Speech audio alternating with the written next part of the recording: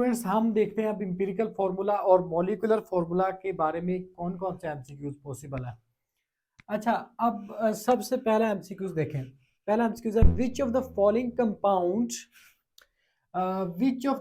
Compound do not show same empirical and molecular formula. इनमें से कौन सा कंपाउंड है? अल्फा ऑप्शन है CHO होल ट्वाइस, HCHO और HCOOH फॉर्मिक एसिड है, एथानॉल है, ये फॉर्मल्डिहाइड है। अच्छा, अब यहाँ ना अगर आप देखो ये जो है ना ये बेसिकली है C2H2O2 और ये जो है ये CH2O है और ये वाला ये क्या है? ये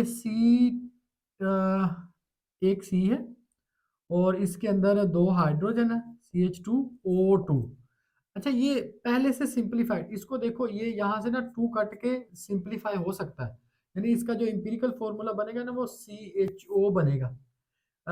इसका मतलब इसका मॉलिक्यूलर फॉर्मूला और इंपिरिकल फॉर्मूला सेम नहीं है, डिफरेंट है। ऑप्शन तो ये हो गया हमारे। इनको देख लो, इनमें रेशियो पहले से सिंप्लीफाइड है, फर्दर सिंप्लीफाई नहीं हो सकती। तो पहले का ऑप्शन तो हमारे पास आ गया ना अल्फा ऑप्शन। दूसरा क्वेश्चन देखो, which of the following has only empirical formula. यहाँ कहता है कि यहाँ इसमें ये statement, which of the following has not molecular formula, इसमें से किसका मॉलिक्यूलर फॉर्मूला नहीं होता। तो देखो, ग्लूकोज का मॉलिक्यूलर फॉर्मूला तो होता है, इंपिरिकल फॉर्मूला भी होता है। कार्बन डाइऑक्साइड का जो मॉलिक्यूलर फॉर्मूला है वही इंपिरिकल फॉर्मूला है। एसिटिक एसिड का इंपिरिकल फॉर्मूला और मॉलिक्यूलर फॉर्मूला दोनों मौजूद है, ठीक है ना। CH2O इसका इंपिरिकल फॉर्मूला है और C3COOH मॉलिक्यूलर फॉर्मूला है। ये जो NaCl है, मैंने आपको नोट लिखवाया था अभी कि आयनिक कंपाउंड का जस्ट और जस्ट इंपिरिकल फॉर्मूला होता है। आयनिक कंपाउंड का स्मॉलेस्ट यूनिट फॉर्मूला यूनिट है, मॉलिक्यूल है ही नहीं, तो फिर मॉलिक्यूलर फॉर्मूला कहाँ से होगा? तो इसका राइट ऑप्शन आ गया डेल्टा। अब क्वेश्चन नंबर 3 देखो, for which compound value of n is not unity. किस कंपाउंड के लिए n की वैल्यू यूनिटी? अभी आपने पढ़ा था ना ये कि जो मॉलिक्यूलर फॉर्मूला है वो बराबर होता है n इंटू इंपिरिकल फॉर्मूला। तो कुछ कंपाउंड के लिए n की वैल्यू 1 होती है। CO2 का इंपिरिकल फॉर्मूला और मॉलिक्यूलर फॉर्मूला सेम है, n1 है। ये भी सिंप्लीफाई फर्दर नहीं हो सकता, सिंप्लीफाइड है, n1 है। ग्लूकोज के लिए आप इसमें से रेशियो निकाल सकते हो। इसमें जो आपको ना n मिलेगा ना, वो इसमें से जब कॉमन निकालोगे 1:2:1, तो 6 इसमें से निकल रहा है। इसके लिए n की वैल्यू 1 नहीं है बल्कि 6 है, 6। तो ये हमारे पास डेल्टा ऑप्शन हुआ। अच्छा, नेक्स्ट क्वेश्चन देखो, question number 4। An organic compound has empirical formula C3H3O. The molar mass of the compound is 110.5 gram per mole. Molecular formula of the compound is। आपको इंपिरिकल फॉर्मूला दिया हुआ, molecular mass दिया हुआ, molecular formula find करना है। अच्छा, आपने ना ये फॉर्मूला पढ़ा है ना, मैं इसको इरेज कर देता हूँ ताकि हम कैलकुलेशन कर सके। ये मैं इरेज कर रहा हूँ। यहाँ पर देखो कैलकुलेशन जो हमारे पास ऊपर आपको फॉर्मूला नजर आ रहा है ना, फॉर्मूला क्या नजर आ रहा है जी? मॉलिक्यूलर फॉर्मूला अगर आपने फाइंड करना हो तो हमें n चाहिए। n क्या होता है? अभी आपने पढ़ा था कि n जो होता है ना वो होता है मोलर मैस अवर इंपिरिकल फॉर्मूला मैस, ये हमने अभी पढ़ा। अब बच्चों देखो कि मोलर मैस उसने खुद हमें बता दिया 110.5। अच्छा, इसका जो C3H3O है, इसका जरा इंपिरिकल फॉर्मूला निकालो, कैसे निकलेगा? 3 कार्बन है, 3 हाइड्रोजन है और 1 ऑक्सीजन है। ये 3 इंटू 12 कितना होगा? 36 होगा, प्लस 3 इंटू 1 हाइड्रोजन 3 हो गया और ये 16। ये 36 और 3 ये कितना बनता है? ये बन रहा है जी 39 और ये 55 बनेगा, almost 55 gram per mole. Empirical formula मैथ। अच्छा, एन फाइंड करना है तो एन के लिए यहाँ आप वैल्यूज पुट करो। देखो एन मोलर मैथ उसने कितना दिया? 110 110.5 और ये कितना बन रहा है? ये बन रहा है 55। तो 55 को 2 से मल्टीप्लाई करो 110 आएगा, तो इसका एन आ गया 2। अब आप क्या करो, इधर मल्टीप्लाई कर दो, तो मोलिकुलर फॉर्मूला क्या आ जाएगा? 2 into empirical formula. Empirical formula कितना है जी? C3H3O, तो क्या बनेगा? C6H6O2। तो इसका राइट ऑप्शन क्या बन रहा है? फिर जरा गौर से देखो, ये हमारे पास इसका राइट ऑप्शन आ गया, ये राइट ऑप्शन आ गया। ठीक है, अब नेक्स्ट क्वेश्चन देखो। नेक्स्ट क्वेश्चन कहता है, अब question number 5, a polymer of the, ये 2014 में आ चुका है यूएचएस में। A polymer of the simplest formula CH2 has the molar mass 28,000 gram per मोल। एक पॉलीमर है, उसका सिंपलेस्ट यानी इंपिरिकल फॉर्मूला CH2 है, और उसका जो मॉलिक्यूलर फॉर्मूला वो मॉलिक्यूलर मास 28,000 ग्राम है। तो बताओ मॉलिक्यूलर फॉर्मूला क्या होगा, कैलकुलेट करें। तो यहाँ हम करते हैं इसको कैलकुलेट, कैसे करोगे बोला, हम इसका मॉलिक्यूलर फॉर्मूला फाइंड करके देख लेते हैं। देखो आप एन फाइंड कर लो, देखो इंपिरिकल फॉर्मूला कितना दिया उसने, इंपिरिकल फॉर्मूला CH2 दे दिया, ये हमारे पास आ गया इंपिरिकल फॉर्मूला स्टूडेंट्स। अच्छा इंपिरिकल फॉर्मूला, इसका इंपिरिकल फॉर्मूला मैथ्स निकालना, 12 और 2 14 निकलेगा, 14 AMU या ग्राम जो भी आप निकालते हो। और मॉलिक्यूलर फॉर्मूला हमने फाइंड करना है, तो मोलर मैथ तो निकालो ना, मोलर मैथ उसने दिया हुआ हमें, वो दिया हुआ है 28,000 टाइम्स ग्राम पर मोल।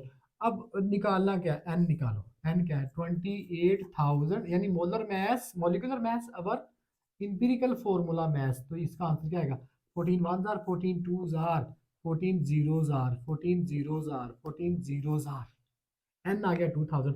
अच्छा तो बात बताओ फिर मॉलिक्यूलर फॉर्मूला क्या बनेगा, वो बनेगा 2 यानी 2 n into 2000 times into empirical formula, और वो कितना है CH2, तो ये 2000 टाइम्स कहाँ पर ऑप्शन है इसका, ये देखो 100 times that of its empirical formula, 500 times, 200 times, या 2000 times of that of its empirical formula.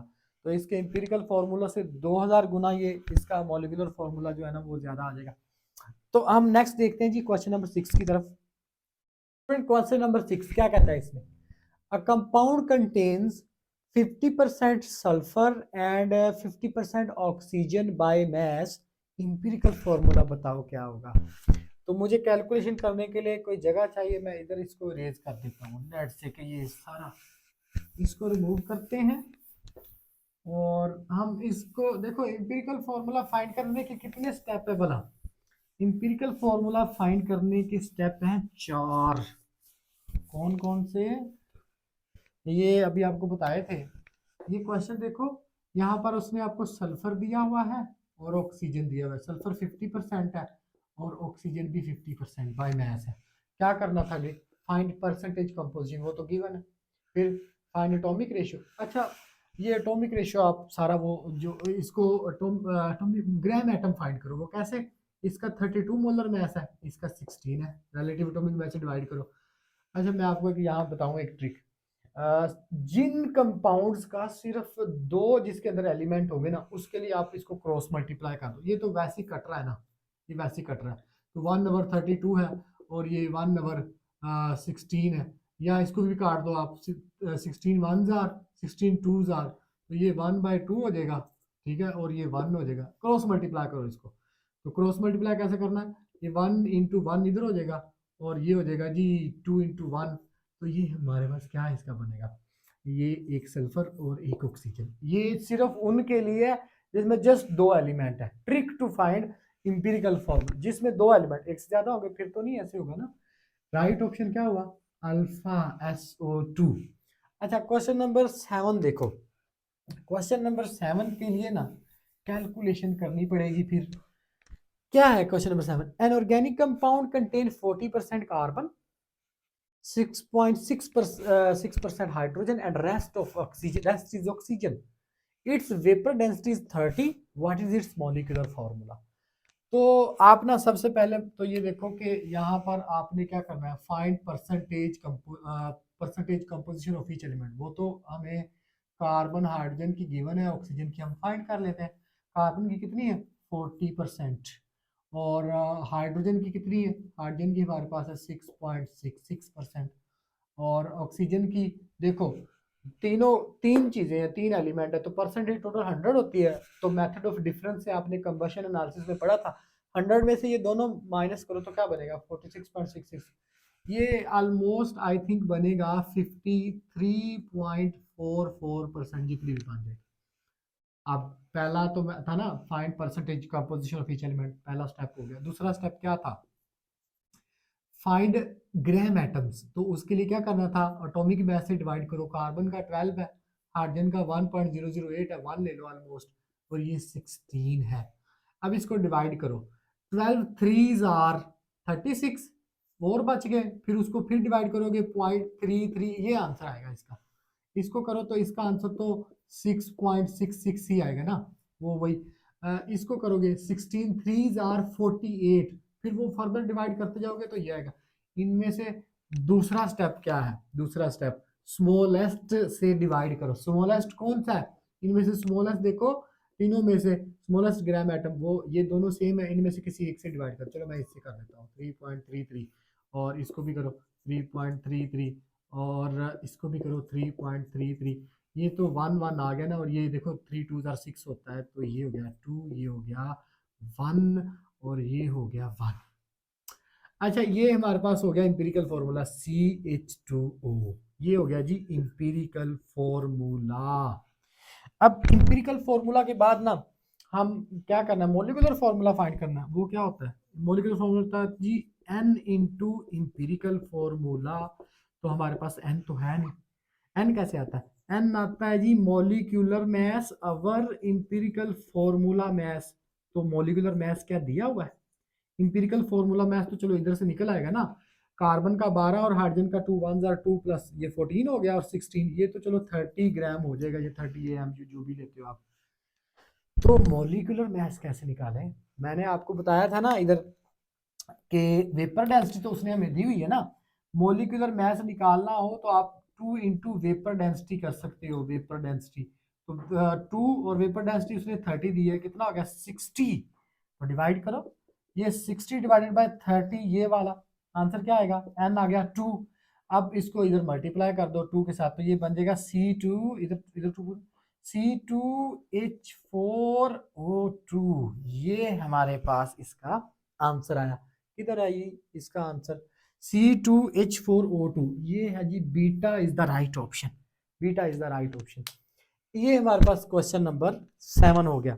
अब क्वेश्चन नंबर 8 देखो, vapour density of the gas is 22, what is it's molecular mass. तो ये फॉर्मूला है ना हमारे पास, वेपर डेंसिटी 22 है, 2 से मल्टीप्लाई करोगे 22 इंटू 2 आर 44। राइट ऑप्शन क्या हुआ इसका भी, इसका राइट ऑप्शन हो गया चार्ली, चार्ली। तो ये हमने इसको भी सोल्व कर लिया।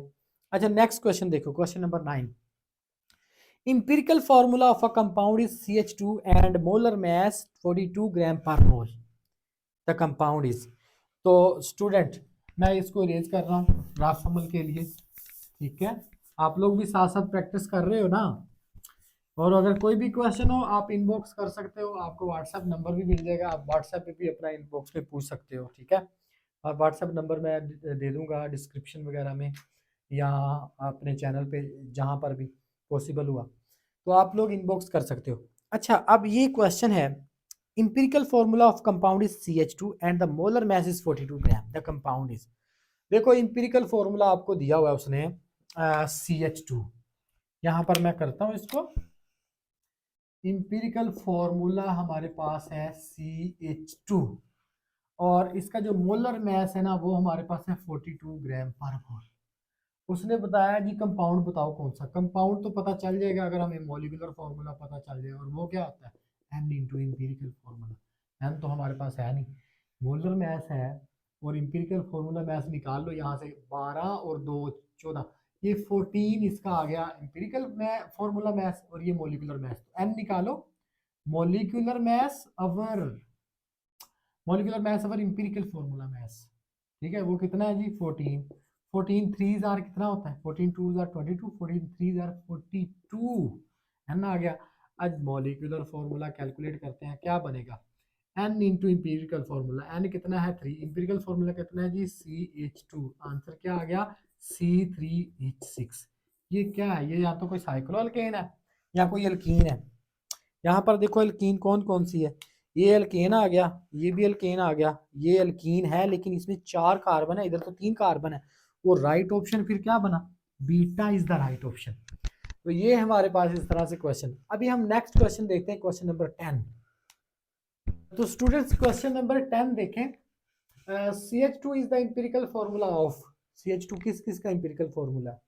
आपको भी मैंने बताया था, glucose, acetic acid, lactic acid और ये तीनों का ये एम्पिरिकल फार्मूला है। तो राइट ऑप्शन क्या बनेगा? राइट ऑप्शन इसका बन जाएगा all of these, delta all of these. ठीक है, आप पीछे लेक्चर में देखें। अच्छा, CH is the empirical formula for, किसके लिए CH एम्पिरिकल फार्मूला? एसिटिलीन का मॉलिक्यूलर फार्मूला क्या है? C2H2। और बेंजीन का क्या है? C6H6। और स्टाइरीन का होता है C8H8। बेसिकली स्टाइरीन जो होता है ना, ये बेंजीन रिंग होती है और इसके यहाँ विनाइल लगा होता है CH2 CH2, यहाँ सॉरी CH आएगा। तो अब ये हमारे पास है स्टाइरीन, तो इधर 8 निकल गया, कॉमन हो गया, इधर से भी 2 निकल गया, इधर से 6, तो सबका CH ही इंपीरिकल फॉर्मूला आ रहा है। अब ये a compound has 31.45% sulphur, 32.1% oxygen, 37.97% fluorine, it's empirical formula is, इनमें से इंपीरिकल फॉर्मूला इसका क्या होगा? ठीक है, ये हमारे पास ऑप्शंस पड़े हुए हैं। तो alpha, option, beta, Charlie, delta, हम इसको कैलकुलेट करते हैं। देखो हमारे पास है जी सल्फर, सल्फर है, हमारे पास है ऑक्सीजन और हमारे पास है इसमें फ्लोरीन। सल्फर कितना है जी? 31.5%। और जो ऑक्सीजन हमारे पास उसने कितना दिया हुआ है? ऑक्सीजन दिया हुआ है जी 32.1%। ठीक है, और जो हमारे पास फ्लोरीन है वो कितना दिया हुआ है जी? 37.97%। अच्छा, अब पहले काम क्या करते हो? डिटर्मिनेशन ऑफ परसेंटेज कंपोजिशन, वो तो गिवन है। तो दूसरा काम क्या करते हो? एटॉमिक मास से डिवाइड करते हो। इसका सल्फर का एटॉमिक मास कितना होता है? 32। और इसका कितना होता है? 16। इसका कितना होता है? फ्लोरीन का 19। 32 वंस आर, ये ऑलमोस्ट 1 इसका आंसर आएगा। ठीक है, इसका 16 टूज आर, इसका ऑलमोस्ट 2 आंसर आएगा। इसका 19 टूज आर 38 होता है, तो ये ऑलमोस्ट 2 ही आंसर आएगा। तो एक सल्फर है, 2 ऑक्सीजन है और 2 ही फ्लोरीन है। तो राइट ऑप्शन कौन सा है फिर? राइट ऑप्शन ये Charlie is the right option. मैं आपको ये 12 क्वेश्चन ये बता चुका हूँ। ठीक है, और मैं आपको कुछ क्वेश्चन उधर भी बता चुका हूँ, और मैं एक क्वेश्चन और आपसे पूछता हूँ, आप इसको कैलकुलेट करें और मुझे इसका आंसर बताएं कि इसका आंसर क्या होगा। जैसे ये देखो, ये मेरे पास क्वेश्चन है, an organic compound, organic compound, एक ऑर्गेनिक कंपाउंड है, has empirical formula CH2O and molar mass, इसका जो मोलर या मोलिकुलर मैस वो कितना है जी? 90 gram per mole. It's empirical formula will be, it's it's sorry molecular formula will be, इसका molecular formula क्या होगा? आप जरा बताएं ना। अल्फा ऑप्शन में आपको दे देता हूँ CH2O, बीटा ऑप्शन है मेरे पास C3H6O3, और डेल्टा ऑप्शन में लेट से कह देता हूँ C4H8O2, और ये सॉरी चार्ली ऑप्शन आ गया, और डेल्टा ऑप्शन क्या आ जाएगा? डेल्टा ऑप्शन लेट से मेरे पास है CHO। तो क्या राइट ऑप्शन बनेगा? कैलकुलेट करो ना इसको। ये जी इंपीरिकल फॉर्मूला मैथ यहाँ से निकालो, मोलर मैथ इधर से n निकालो। देखो मॉलिक्यूलर फॉर्मूला हमारे पास होता है n इंटू इंपीरिकल फॉर्मूला। निकालो जी, क्या बनेगा? इसका बनेगा n निकाल लो, मॉलिक्यूलर मैथ इसका निकालो, कितना? 90 दिया उसने।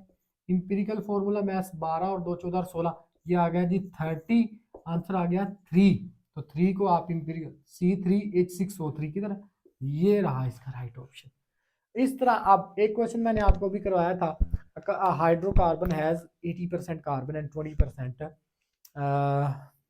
Hydrogen, what is it's empirical formula, जिसका आंसर CH3 आया था। इस तरह से स्टूडेंट्स और भी बहुत सारे क्वेश्चन हैं, लेकिन वीडियो बहुत लंबी हो जाएगी। मैंने आपको, अगर आप इससे रिलेटेड और भी क्वेश्चन करना चाहते हैं तो आप हमसे कांटेक्ट कर सकते हैं, हम आपको डाटा प्रोवाइड करेंगे। वीडियो को लाइक करो, वीडियो को शेयर करो। अल्लाह हाफिज़।